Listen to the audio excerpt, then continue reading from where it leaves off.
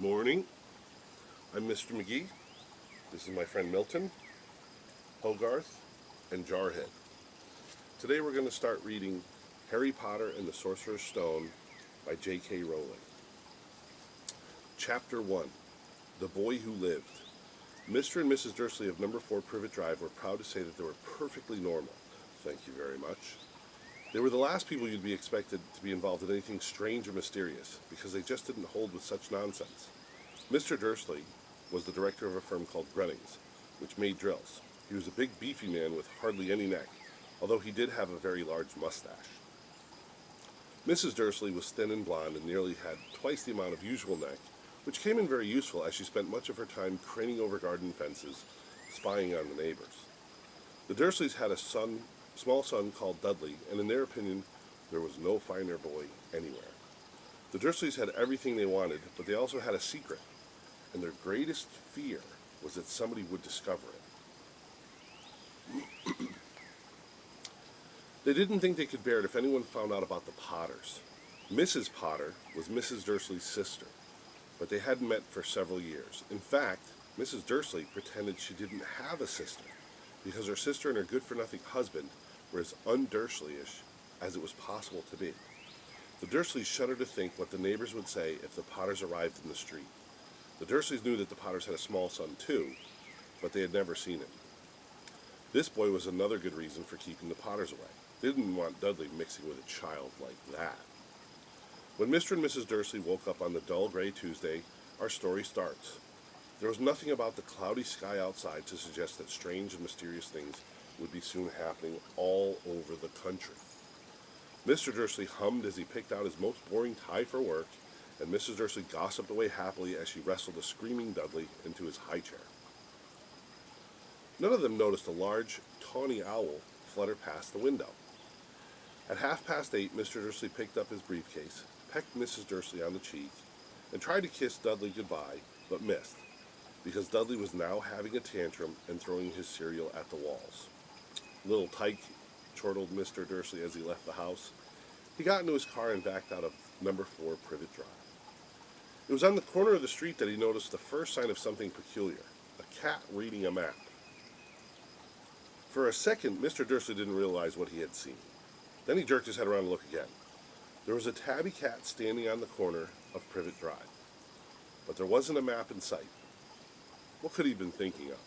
It must have been a trick of the light. Mr. Dursley blinked and stared at the cat. It stared back. As Mr. Dursley drove around the corner and up the road, he watched the cat in his mirror. It was now reading the sign that said Privet Drive. No, looking at the sign. Cats couldn't read maps or signs. Mr. Dursley gave himself a little shake and put the cat out of his mind. As he drove toward town, he thought of nothing except the large order of drills he was hoping to get that day. But on the edge of town, drills were driven out of his mind by something else. As he sat in the usual morning traffic jam, he couldn't help noticing that there seemed to be a lot of strangely dressed people about. People in cloaks. Mr. Dursley couldn't bear people who dressed in funny clothes. The get-ups you saw in young people. He supposed this was some stupid new fashion. He drummed his fingers on the steering wheel, and his eyes fell on a huddle of these weirdos standing close by. They were whispering excitedly together. Mr. Dursley was enraged to see that a couple of them weren't young at all. Why? That man had to be older than he was, and wearing an emerald green cloak? The nerve of him. But then it struck Mr. Dudley that this was probably some silly stunt. These people were obviously collecting for something. Yes, that would be it. The traffic moved on, and a few minutes later, Mr. Dursley arrived in the Grunnings parking lot, his mind back on his drills. Mr. Dursley always sat with his back to the window in his office on the 9th floor. If he hadn't, he might have found it harder to concentrate on drills that morning. He didn't see the owls swooping past in broad daylight, though people down the street did. They pointed and gazed open-mouthed as owl after owl sped overhead. Most of them had never seen an owl, even at nighttime. Mr. Dursley, however, had a perfectly normal owl-free morning. He yelled at 5 different people. He made several important telephone calls and shouted a bit more.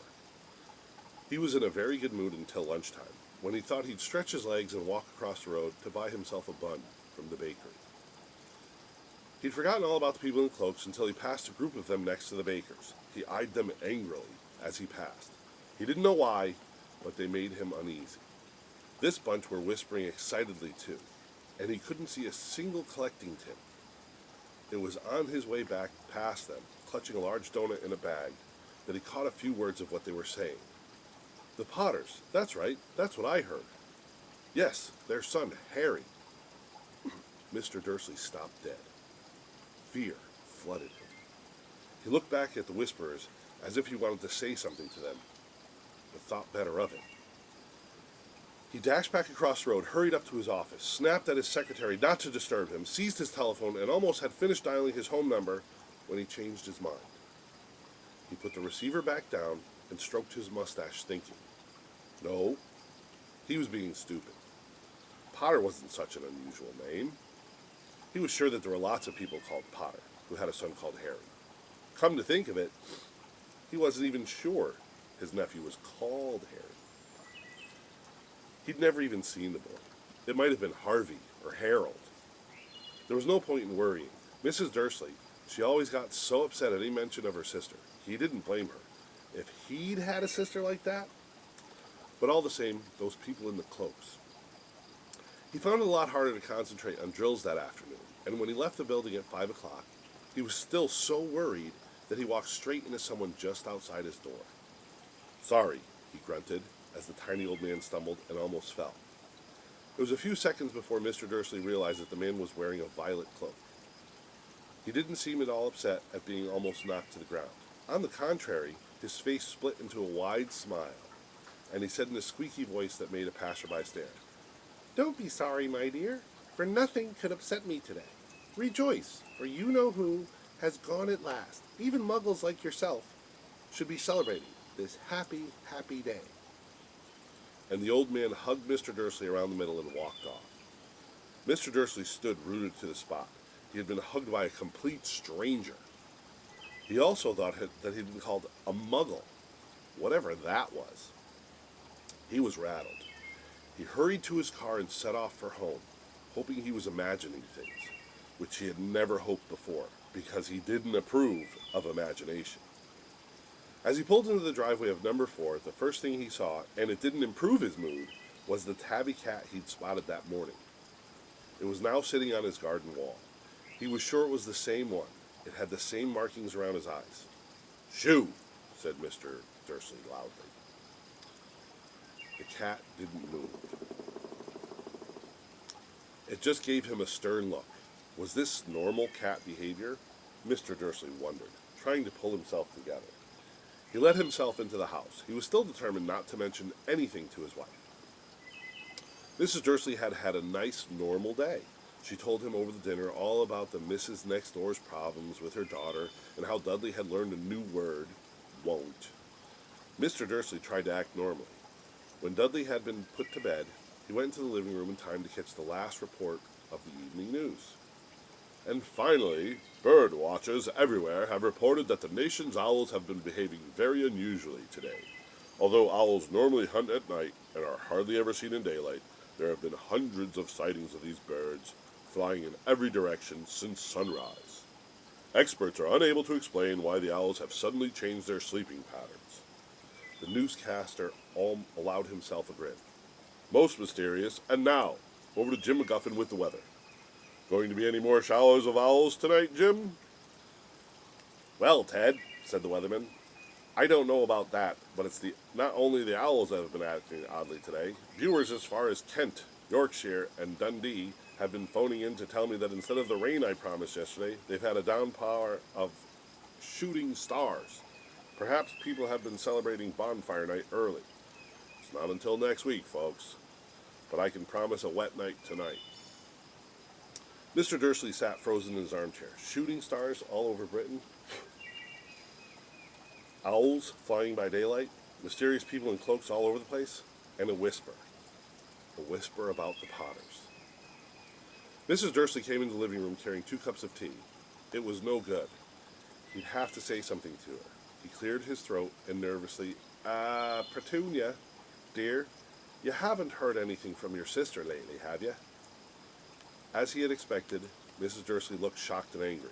After all, they normally pretended she didn't have a sister. No, she said sharply. Why? Funny stuff on the news, Mr. Dursley mumbled. Owls, shooting stars, and there are a lot of funny-looking people in town today. So? Snapped Mrs. Dursley. Well, I just thought maybe it was something to do with, her crowd. Mrs. Dursley sipped her tea through pursed lips. Mr. Dursley wondered whether he dare tell her he heard the name Potter. He decided he didn't dare. Instead, he said as casually as he could, their son, he'd be about Dudley's age now, wouldn't he? I suppose so, said Mrs. Dursley stiffly. What's his name again? Howard, isn't it? Harry. Nasty common name if you ask me. Oh, yes, said Mr. Dursley, his heart sinking horribly. Yes, I quite agree. He didn't say another word on the subject as they went upstairs to bed. While Mrs. Dursley was in the bathroom, Mr. Dursley crept into the bedroom window and peered down in front of the garden.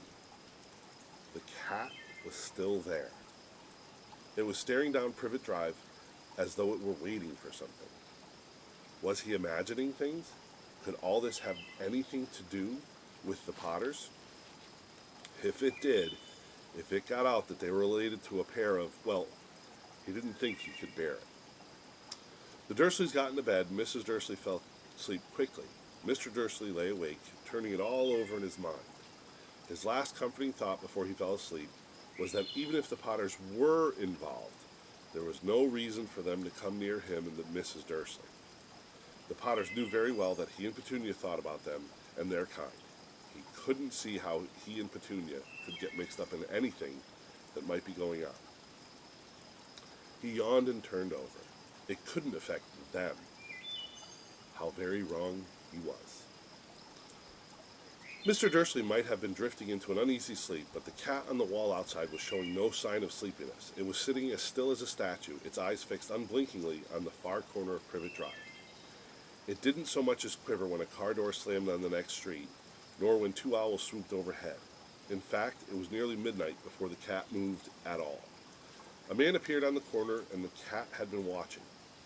Appeared so suddenly and silently, you'd have thought he'd just popped out of the ground. The cat's tail twitched, and its eyes narrowed. Nothing like this man had ever been seen before on Privet Drive. He was tall, thin, and very old, judging by the silver of his hair and beard, which were both long enough to tuck into his belt. He was wearing long robes, a purple cloak that swept the ground, and high-heeled, buckled boots. His blue eyes were light, bright, and sparkling behind half-moon spectacles, and his nose was very long and crooked, as though it had been broken at least twice. This man's name was Albus Dumbledore. Albus Dumbledore didn't seem to realize that he had just arrived in a street where everything from his name to his boots was unwelcome. He was busy rummaging in his cloak, looking for something. But he didn't seem to realize he was being watched, because he looked up suddenly at the cat, which was still staring at him from the other end of the street. For some reason, the sight of the cat seemed to amuse him. He chuckled and muttered, "I should have known." He found what he was looking for in his inside pocket. It seemed to be a silver cigarette lighter. He flicked it open, held it up in the air, and clicked it. The nearest street lamp went out with a little pop. He clicked it again, and the next lamp flickered into darkness. 12 times he clicked the putter outer, until only the lights left on the whole street were the two tiny pinpricks in the distance, which were the eyes of the cat watching him. If anyone looked out of the window now, even beady-eyed Mrs. Dursley, they wouldn't be able to see anything that was happening down on the pavement. Dumbledore slipped the put outer back inside his cloak and set off down the street toward number 4, where he sat down on the wall next to the cat. He didn't look at it, but after a moment he spoke to it. "Fancy seeing you here, Professor McGonagall." He turned to smile at the tabby, but it had gone. Instead, he was smiling at a rather severe-looking woman who was wearing square glasses, exactly the shape of the markings of the cat had around its eyes. She, too, was wearing a cloak, an emerald one. Her black hair was drawn into a tight bun. She looked distinctly ruffled. "How'd you know it was me?" she asked. "My dear professor, I've never seen a cat sit so stiffly." "You'd be stiff too if you'd been sitting around on a brick wall all day," said Professor McGonagall. "All day? When you could have been celebrating? I must have had past a dozen feasts and parties on my way here." Professor McGonagall sniffed angrily. "Oh, yes, everyone's celebrating all right," she said impatiently. "You'd think they'd be a little bit more careful, too. But no, even the Muggles have noticed something's going on. It was on their news." She jerked her head back at the Dursleys' dark living room window. "I heard it. Flocks of owls, shooting stars. Well, they're not completely stupid. They were bound to notice something. Shooting stars down in Kent? I'll bet that was Daedalus Diggle. He never had much sense." "You can't blame them," said Dumbledore gently. "We've had precious little to celebrate for 11 years. "I know that," said Professor McGonagall irritably. "But that's no reason to lose our heads. People are being downright careless, out on the streets in broad daylight, not even dressed in Muggle clothes, swapping rumors." She threw a sharp sideways glance at Dumbledore, here as though hoping he was going to tell her something, but he didn't. So she went on. "A fine thing it would be if on the very day you-know-who seems to have disappeared at last, the Muggles found out about all of us. I suppose he really has gone, Dumbledore."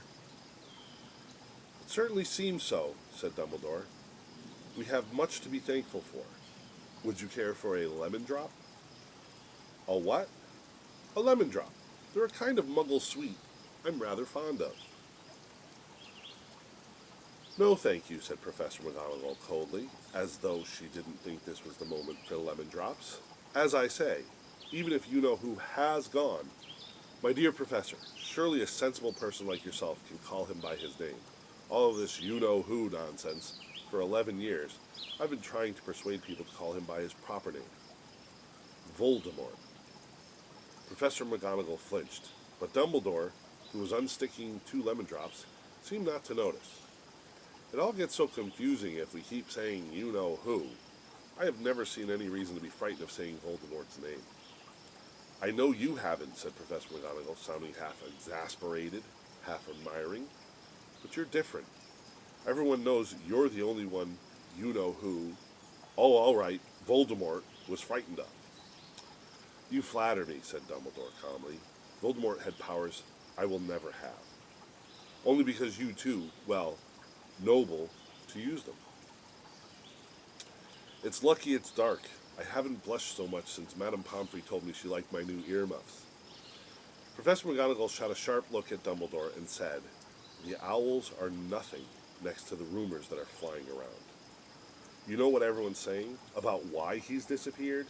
About what finally stopped him?" It seemed that Professor McGonagall had reached the point she was most anxious to discuss. The real reason she had been waiting on a cold, hard wall all day, for neither as a cat nor as a woman had she fixed Dumbledore with such piercing stare as she did now. It was plain that whatever everyone was saying, she was not going to believe it until Dumbledore told her it was true. Dumbledore, however, was choosing another lemon drop and did not answer. "What they're saying," she pressed on, "is that last night Voldemort turned up in Godric's Hollow. He went to find the Potters. The rumor is that Lily and James Potter are that they're dead." Dumbledore bowed his head. Professor McGonagall gasped. "Lily and James? I can't believe it. I didn't want to believe it. Oh, Albus." Dumbledore reached out and patted her on the shoulder. I know, he said heavily. Professor McGonagall's voice trembled as she went on. "That's not all. They're saying he tried to kill the Potter's son, Harry. But he couldn't. He couldn't kill that little boy. No one knows why or how, but they're saying that when he couldn't kill Harry Potter, Voldemort's power somehow broke. And that's why he's gone." Dumbledore nodded glumly. It's true?" faltered Professor McGonagall. "After all he's done? All the people he's killed? He couldn't kill a little boy? It's just astounding. Of all the things to stop him. But how in the name of heaven did Harry survive? We can only guess, said Dumbledore. We may never know. Professor McGonagall pulled out a lace handkerchief and dabbed at her eyes beneath her spectacles.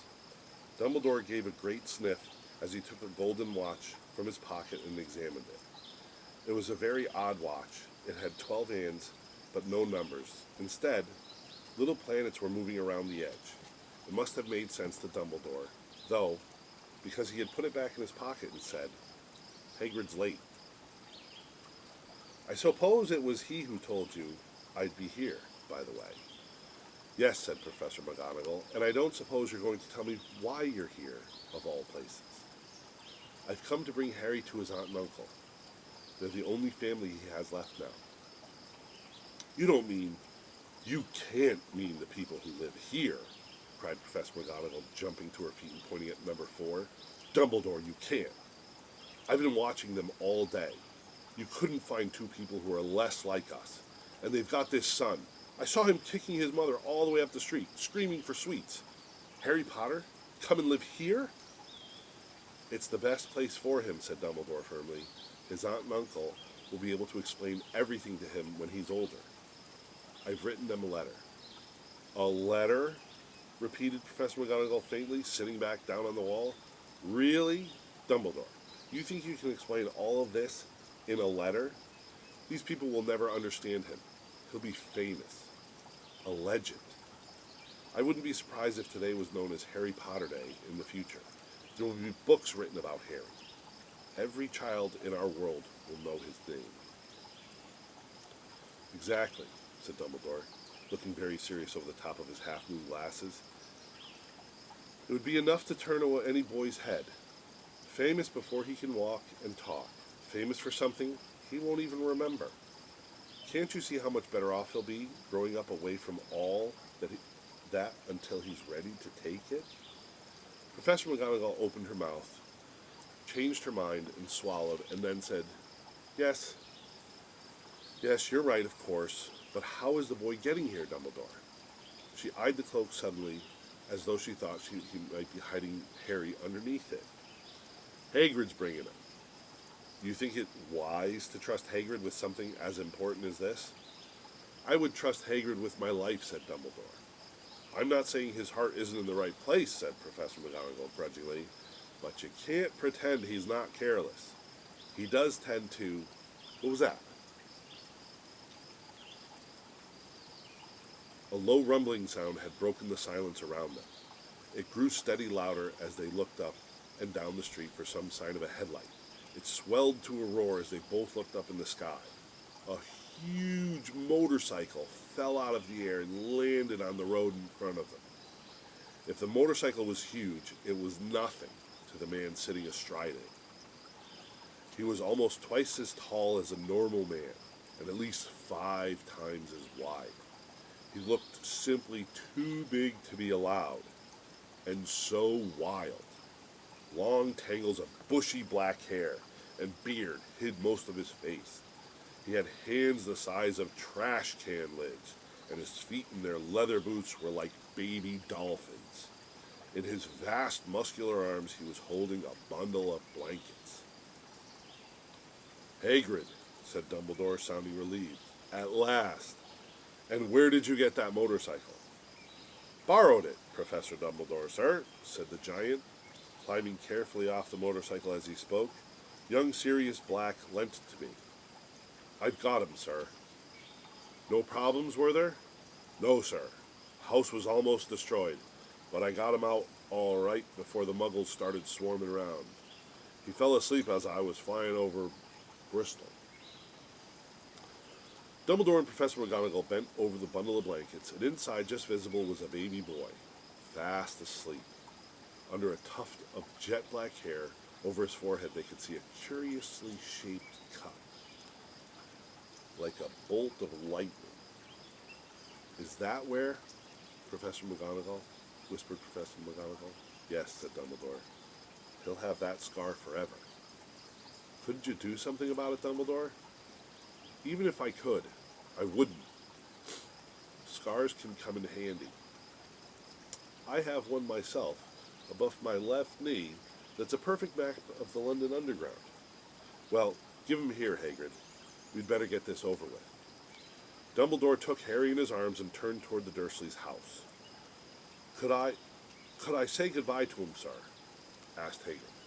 He bent his great shaggy head over Harry and gave him what must have been a very scratchy, whiskery kiss.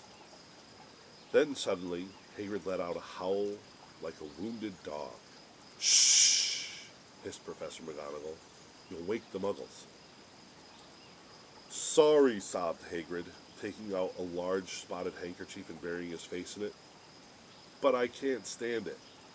Lily and James, dead, and poor little Harry off to live with Muggles? Yes, it's all very sad, but get a grip on yourself, Hagrid, or we'll be found. Professor McGonagall whispered, patting Hagrid gingerly on the arm as Dumbledore stepped over the low garden wall and walked toward the front door. He laid Harry gently on the doorstep, took a letter out of his cloak, tucked it inside Harry's blankets, and then came back to the other two. For a full minute, the three of them stood and looked at the little bundle. Hagrid's shoulders shook. Professor McGonagall blinked furiously, and the twinkling light that usually shone from Dumbledore's eyes seemed to have gone out. Well, said Dumbledore finally, that's that. We've no business staying here. We may as well go and join the celebrations. Yeah, said Hagrid in a very muffled voice. I'll be taking Sirius's bike back. Good night, Professor McGonagall. Professor Dumbledore, sir. Wiping his streaming eyes on his jacket sleeve, Hagrid swung himself onto the motorcycle and kicked the engine over into life. With a roar, it rose into the air and off into the night. I shall see you soon, I expect, Professor McGonagall, said Dumbledore, nodding to her. Professor McGonagall blew her nose in reply. Dumbledore turned and walked back down the street. On the corner he stopped and took out the silver put-outer. He clicked it once, and 12 balls of light sped back to their street lamps so that Privet Drive glowed suddenly orange, and he could make out a tabby cat slinking around the corner at the other end of the street. He could just see the bundle of blankets on the step of number 4. Good luck, Harry, he murmured. He turned on his heel, and with a swish of his cloak, he was gone. A breeze ruffled the neat hedges of Privet Drive, which lay silent and tidy under the inky sky, the very last place you would expect astonishing things to happen. Harry Potter rolled over inside his blankets without waking up. One small hand closed on the letter beside him, and he slept on, not knowing he was special, not knowing he was famous, not knowing he would be woken in a few hours' time by Mrs. Dursley's scream as she opened the front door to put out the milk bottles, nor that he would spend the next few weeks being prodded and pinched by his cousin Dudley. He couldn't know that at this very moment, people meeting in secret all over the country were holding up their glasses and saying in hushed voices, "To Harry Potter, the boy who lived."